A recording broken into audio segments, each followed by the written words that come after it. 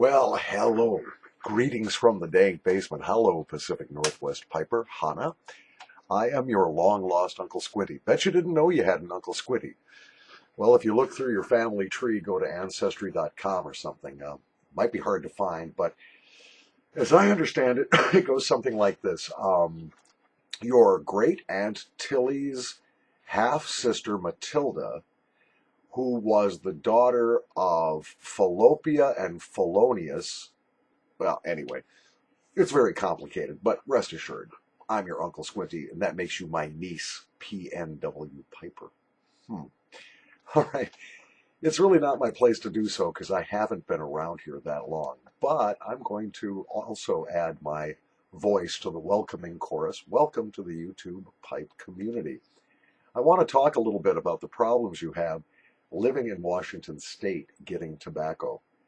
I'm fortunate, even though Minnesota is a radically anti-tobacco state, we can still get, pipes and cigars and smokingpipes.com, JR Cigars, and so on, deliveries here without any trouble. And what I'm wondering is if the federal regulations, including the United States Postal Service regulations regarding hobbyists who can send small quantities of tobacco through the mail, if that doesn't cover you, and if maybe one of us here in the pipe community couldn't help you get the tobacco you want, or at least trade with you or something. Here's what the law says. If we're talking about smokeless tobacco, that would include nasal snuff, snus, dip, and chewing tobacco. We are limited to sending each other packages of no more than 10 ounces up to 10 times every 30 days without any kind of problems. You do have to appear in person at your post office and say, I am mailing tobacco, and I swear on a stack of Korans, Bibles, and or Dianetics, the modern science of mental health, swear that the person that is going to be receiving the tobacco is a grown-up. But otherwise, there is that exception to that PACT Act law. And I'm wondering if that doesn't cover you in Washington State as well. I would like to think it does, but, I don't know. Rest assured, I would take the risk for you. I mean, if you want to try a particular tobacco, and if I've got some, send you a few flakes or a tin or a bag full. I don't really think it would be a problem because under those same federal regulations and Postal Service regulations, pipe tobacco is treated like cigars, and there's no limit. It's an express exemption to the Prevent Access to Cigarettes by Teenagers Act. I'm not a lawyer. Please don't take this as legal advice. I don't know. But there's got to be some kind of way so that you wouldn't have to drive, whatever you said, 2.5 hours or something to get to Oregon to your friend's house just so you can pick up your tobacco order.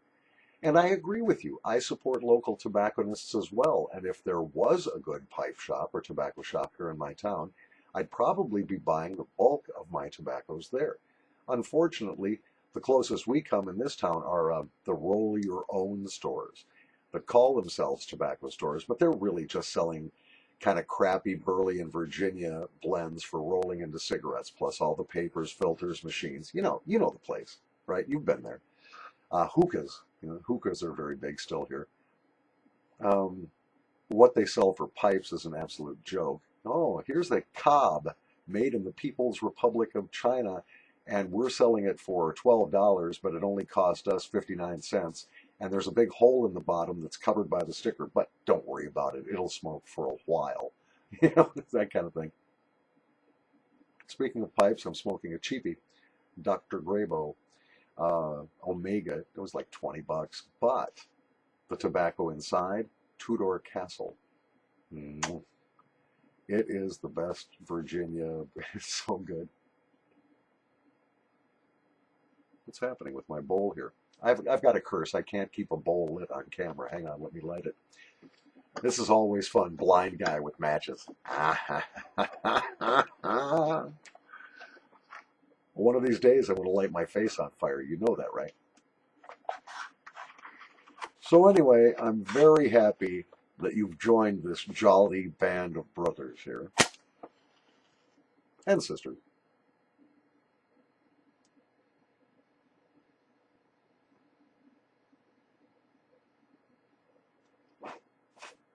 Ah, fire bad, fire bad. You know what you really ought to try is nasal snuff, if you haven't tried it yet. That's how I got to YouTube in the first place, as a nasal snuff presenter. And I just started smoking pipe as a kind of a logical extension of that, and also because I don't want to ever smoke cigarettes again. I still will once in a while, but I really don't want to. I would much prefer to puff on a pipe or do some nasal snuff, but nasal snuff can be just great, especially in situations or places where you must not smoke, which I understand in Washington State is pretty much everywhere except inside your home, and then only if you own it. Um, Talked to a woman who had just moved to Pensacola, Florida, where I was visiting friends from Washington State. She was stationed at Fort Lawton. And she was telling me that she got pulled over by a cop who gave her a fine that was like $300 for smoking in her own car. And furthermore, he threatened to arrest her for child endangerment because, judging by the amount of the cigarette that had burned, all right, she would have had to have lit the cigarette while passing a school bus full of kids. So he was going to try to nail her on multiple counts of child endangerment for lighting a cigarette in her own car while driving down a public street just because there was a school bus nearby. You gotta love a state that will completely legalize weed, but then tells people they can't smoke. That's tobacco.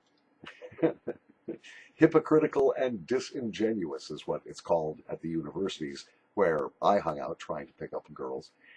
Um, anyway, I can't get the pipe lit on camera. It's ridiculous. It's ridiculous. Look what I'm using for a tamper. Nasal snuff. It works when I can't find my tamper. I got a bunch of tampers and pipe tools and stuff. And now I'm going to lay this aside for a minute because I need both my hands free to show you something. I'm so tempted every time I take this pipe out. I just got this today. I'm so tempted to say, that's not a pipe. This is a pipe. Look at that. That's 16 inches of throbbing bamboo stem, young lady.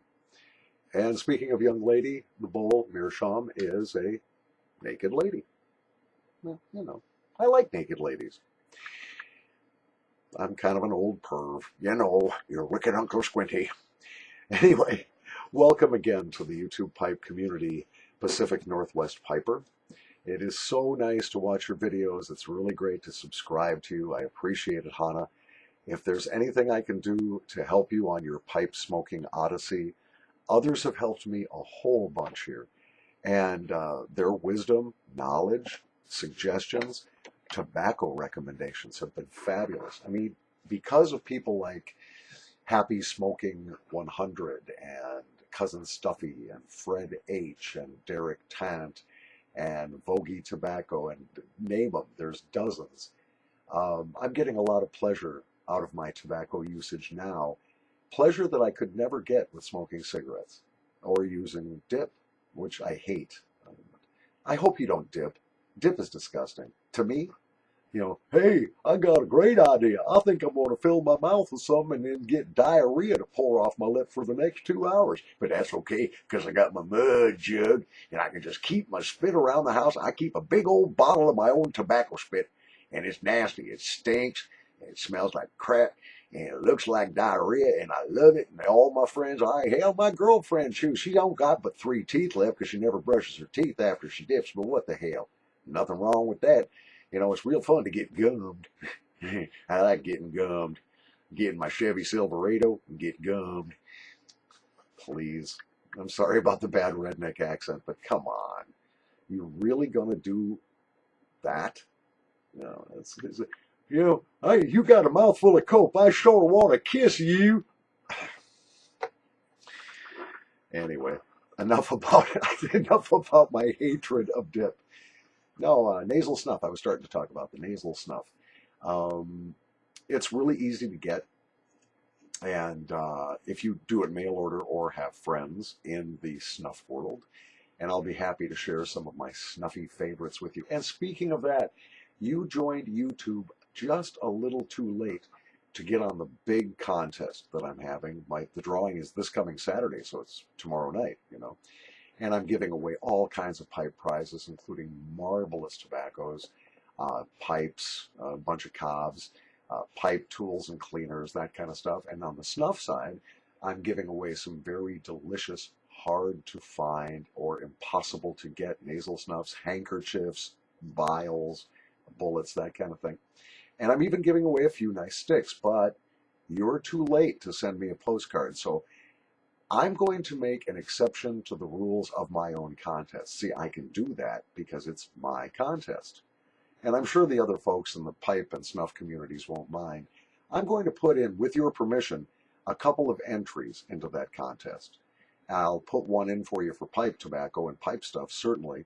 If you want me to, I'll put one in on the snuff side, and that way you might get to try some very nice nasal snuff, which is my forte.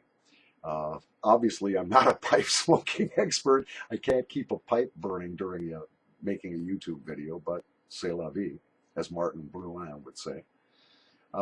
Anyway, if you'd like, I'll be happy to put your name into the hat, and maybe you can win a prize too. Again, Hannah, welcome to YouTube. Welcome to the YouTube pipe community. Glad to have another lady piper. I know that sounds sexist, but you are fairly few and far between. And so I encourage ladies to smoke. I think it's fantastic when women pick up a pipe. I think it's such a great alternative to other forms of tobacco use, and I'm glad you're doing it. So if there's anything we can do to help you, don't hesitate to ask. From the dank basement, I am your long-lost Uncle Squinty, Paul Shellbetter. Thank you for watching, Hannah.